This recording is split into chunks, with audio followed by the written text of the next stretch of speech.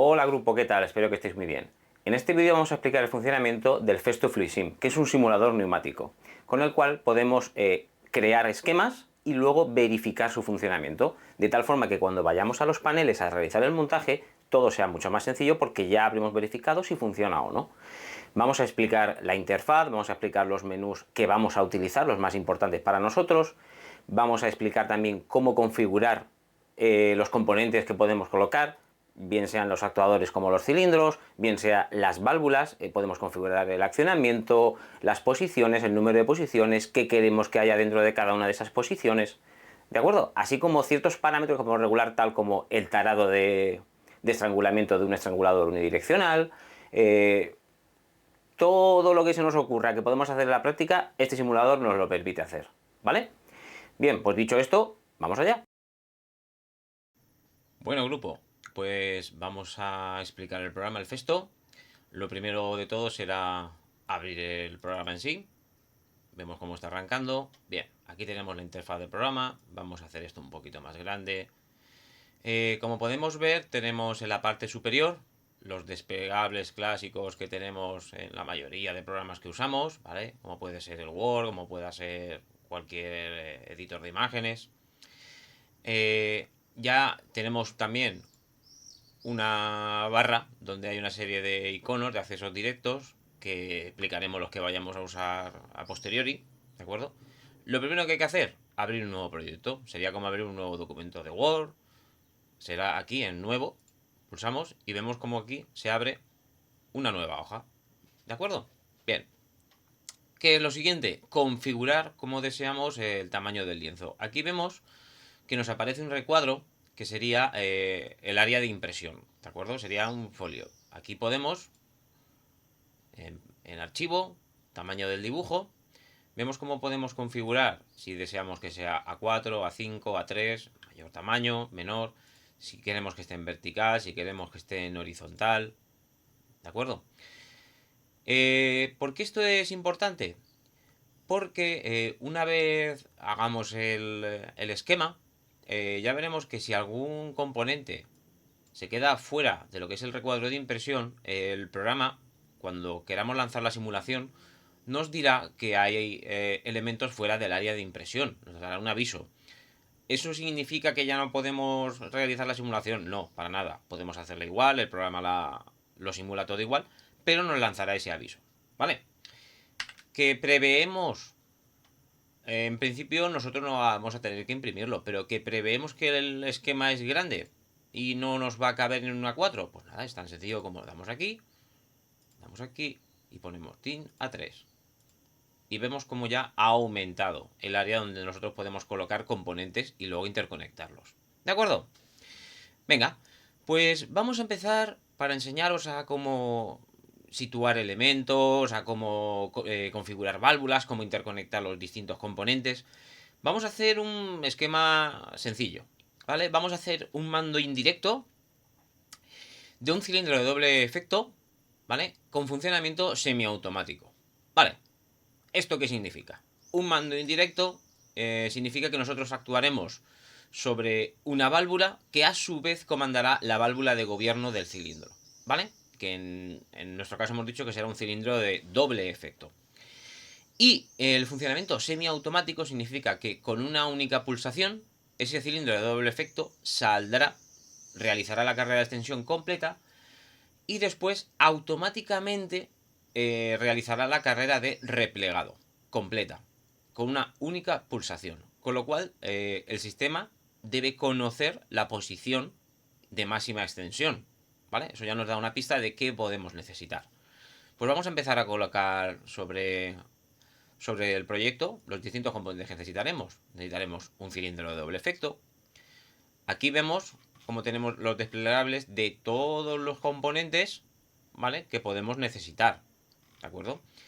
Nosotros en principio toda la parte eléctrica, digital, eso no lo vamos a usar. Vamos a usar únicamente componentes neumáticos. ¿De acuerdo? ¿Qué necesitaremos? Una fuente de...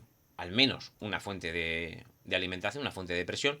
Recordad que esto sustituye a lo que sería el compresor, el calderín, la unidad de mantenimiento. Acordaros que nosotros en los esquemas no es necesario poner en cada esquema toda esa serie de componentes. Viene sustituido o viene simplificado en este símbolo. Vale. Como hemos dicho que es un mando semi-automático, un mando indirecto, necesitaremos una válvula de gobierno a la que conectar nuestro cilindro de efecto. Pues vemos como aquí tenemos una serie de válvulas genéricas, ¿vale? De vías configurables. Y aquí tenemos una serie de válvulas ya preconfiguradas. ¿De acuerdo? Que así es como aparecerá en el simulador que tenemos disponible en los portátiles del instituto. ¿Vale? Nosotros si cogemos esta válvula ya viene completamente preconfigurada. Aquí nos deja modificarla. En el programa que tenemos en el instituto no. En principio nosotros vamos a cogerlas de las que van sin preconfigurar para así aprovechar y enseñaros cómo se hace. Vale, pues aquí tenemos una válvula de 5 vías. ¿Por qué de 5 vías? Porque es las que tenemos en los paneles y porque, dado que tenemos un cilindro de doble efecto, es decir, que tiene 2 tomas de conexión, necesitamos una válvula que tenga 2 vías de trabajo. Vale, nosotros conectaremos esta con esta y esta con esta. ¿Cómo lo hacemos? Veis que cuando nos colocamos encima de los puntitos de lo que son las vías, cambia el icono, la flechita cambia y se vuelve como una especie de puntero, como una mira de francotirador. Nosotros arrastramos, clicamos y manteniendo clicado arrastramos hasta donde queremos conectarlo. Ya automáticamente se traza una línea de conexión, ¿vale? Esto ya es un poco consejo, tratad de colocar las válvulas de entrada respecto al elemento al que está conectado, etcétera. Bien, ahora recordemos, los escapes. Nos volvemos a poner como si fuéramos a conectar y hacemos doble clic. Y vemos como aquí se abre una ventanita, ¿vale? Vemos como aquí podemos mostrar valores, no es nuestro caso, pero aquí el cierre de la conexión, ¿vale? ¿Veis cómo puedo hacer el escape con silenciador, el escape roscado, el escape integrado, cerrado o sin nada? ¿Yo aquí qué tengo que poner? Pues un escape. Da igual a la hora de realizar los esquemas que pongáis escape roscado que es escape integrado. Tenemos un escape, en la vía número 3 hacemos lo mismo. Y ya tenemos la válvula prácticamente, lo que son las vías prácticamente configuradas. Faltaría la alimentación a la vía número 1. Ahora sobre la válvula hacemos doble clic. ¿Qué tenemos aquí? Pues una ventana donde podemos configurar la válvula totalmente. Veis como aquí tenemos diferentes disposiciones internas. ¿Vale? En la parte izquierda tenemos el accionamiento del lado izquierdo. En la parte derecha de la ventana tenemos el accionamiento de la parte derecha. Bien, hemos dicho que el mando tiene que ser indirecto, con lo cual esta válvula debe estar totalmente comandada, pero además tenemos que controlar el retorno. Tenemos tanto que controlar el accionamiento como el retorno, con lo cual tiene que ser un pilotaje neumático. Aquí tenemos accionamientos, digamos, manuales. Aquí tenemos accionamientos mecánicos, con finales de carrera, con accionamientos por levas. Y aquí tenemos neumáticos y eléctricos. Nosotros vamos a usar el neumático. El accionamiento tiene que ser neumático. Y el retorno, neumático también. Porque hemos dicho que el funcionamiento tiene que ser semiautomático. Le damos a aceptar. Vale, pues ya tenemos la válvula de gobierno configurada. Y alguno me podrá decir, ¿vale? ¿Y por qué hemos puesto pilotaje neumático en ambos lados? Y no hemos puesto un muelle. Porque necesitamos controlar con exactitud cada cambio de posición. Por lo tanto, necesitamos que sea una válvula biestable. ¿Vale? Ahora veremos cuando coloquemos cuando hagamos el circuito de mando, que empecemos a colocar el resto de válvulas, cómo si utilizaremos válvulas monoestables.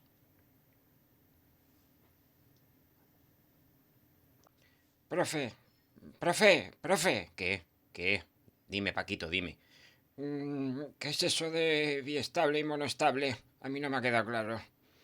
A ver, biestable, decimos que una válvula es biestable cuando se requiere un accionamiento para un cambio de posición y otro accionamiento para el otro cambio de posición. Pensemos en un interruptor de la luz. Yo le doy al interruptor, cambia de posición y la luz se enciende. Y hasta que no vuelvo a accionar el interruptor, no se apaga la luz, no vuelve a cambiar de posición. Vale, ¿y la válvula monoestable? Vale. La válvula monoestable es aquella que yo la acciono, cambia de posición, y cuando la suelto, hay un muelle, lo habitual es que sea un muelle, que la hace volver a la posición de reposo. Por ejemplo, pensemos ahora en un timbre. Yo pulso el timbre suena, y cuando suelto, un muelle hace volver ese pulsador y el timbre deja de sonar. ¿Lo has entendido? Creo que sí, más o menos. Gracias, profe. De nada, Paquito. Vamos a seguir. Vale, retomamos la explicación después de esta pequeña interrupción. Vamos a hacer que podamos activar la válvula de gobierno desde dos puntos distintos sin que se intercepten entre ellos, ¿vale? Para ello vamos a utilizar una válvula OR, ¿de acuerdo?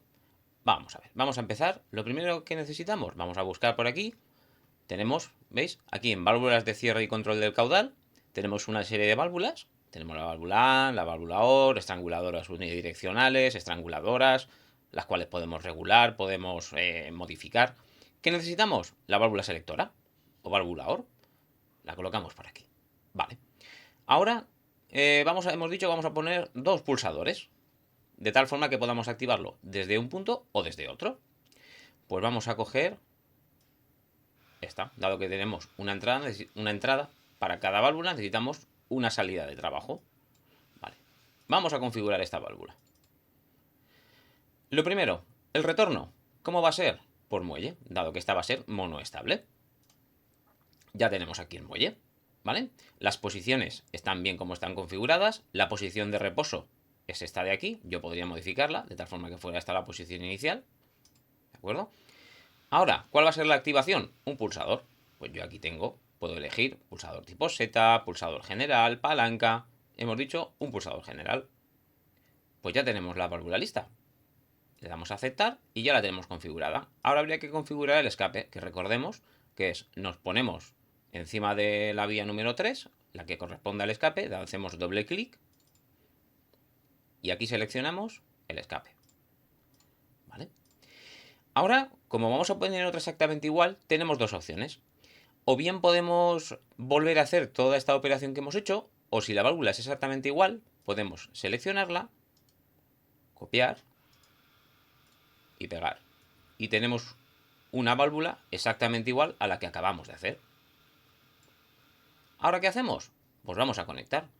Llevamos desde la vía número 2, clicamos y sin soltar el botón del ratón vamos hasta la vía número 1 o a la vía izquierda de la válvula selectora. Y ¡pum! Ya está conectado. Ahora con la otra válvula hacemos lo mismo. Y ahora esta salida de aquí, se lo colocamos un poco más centradito, esta vía de aquí la tenemos que llevar hasta el pilotaje de la válvula de gobierno. ¿Ahora qué hacemos? Pues igual, clicamos con el ratón y sin soltar lo llevamos hasta ahí. Ya tenemos esa parte del circuito conectada. ¿Ahora qué tenemos que hacer? Pues darle alimentación a todo. Esto lo acercamos para acá. Vale. Hemos dicho que el mando tiene que ser semiautomático. Ya tenemos la salida del vástago. Cuando pulsemos aquí, el aire vendrá por aquí, se activará la válvula de gobierno y el vástago saldrá. Pero automáticamente debe detectar que ha salido del todo y tiene que volver a entrar el vástago. ¿Vale? Pues vamos a necesitar otra válvula como esta. Vamos a configurarla. Hacemos doble clic. El retorno va a ser por muelle, porque también es monoestable. Necesita de una activación y luego el retorno que se haga de forma automática. Solo que ahora el accionamiento de la válvula va a ser mecánico. Vamos a hacerlo con un final de carrera, que es esto de aquí. ¿De acuerdo? Ya la tenemos.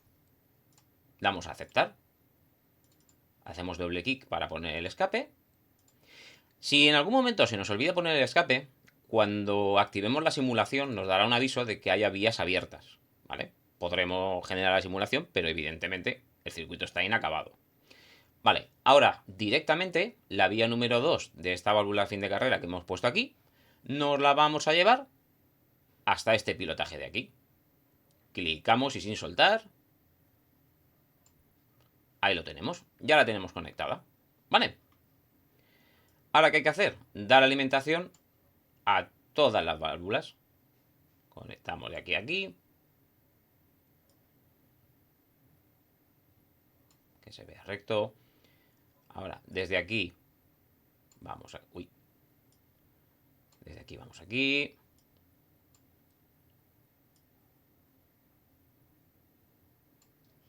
Vale, eso no me ha gustado. Le damos a deshacer. Aquí le damos a deshacer y esa línea desaparece. Así queda más bonito. ¿Vale? Muy bien. Ahora, en principio, si le damos a... Si activamos la simulación, veis aquí, ahora nos vamos a la barra de tareas y veis aquí unos símbolos de play, rebobinar hacia adelante. Vale, si nosotros le damos al play, vemos cómo se ha activado esta línea en azul oscuro, significa que hay presión. Y las líneas en azul clarito significa que es una tubería, pero que no tiene presión. Ahora, pulsemos cualquiera de estas que pulsemos, el vástago debería salir. Pulsamos esta mismo. Uy, no entra. No vuelve a replegarse. Vamos a probar a activar aquí. ¿Vale? Funciona. Pero esto no se replega. Profe, que yo sé cuál es el problema, profe. Dime, Paquito, dime. Hay que poner el final ese de carrera, eso... A ver, ¿eso exactamente qué es? Pues a ver, el final de carrera es una activación mecánica. Una parte de la máquina toca ese final de carrera y se activa la válvula. Vale, pues entonces el problema es que el final de carrera habrá que ponerlo delante del vástago, ¿no? Pues a ver, físicamente en la máquina, sí. El final de carrera debe estar en una zona donde la máquina en el movimiento active ese final de carrera. Pero en la representación de un esquema, no. En la representación de un esquema, las válvulas tienen que ponerse siempre por debajo del cilindro. Vale, y entonces, ¿cómo sabemos que eso se activa con el cilindro? Es que no tiene sentido. Profe, esto es muy difícil. Venga, vamos poco a poco, vamos a explicarlo. Vale, vamos a seguir, vamos a ver esa pequeña duda que nos ha surgido. Mirad, aquí he copiado una válvula con el final de carrera. Vamos a hacer una cosa. Vamos a girarla 90 grados. Vaya, no nos ha quedado bien. Pues ahora la giramos 180 grados y ya la dejamos con el final de carrera. Vamos a preguntarle a Paquito. ¡Paquito!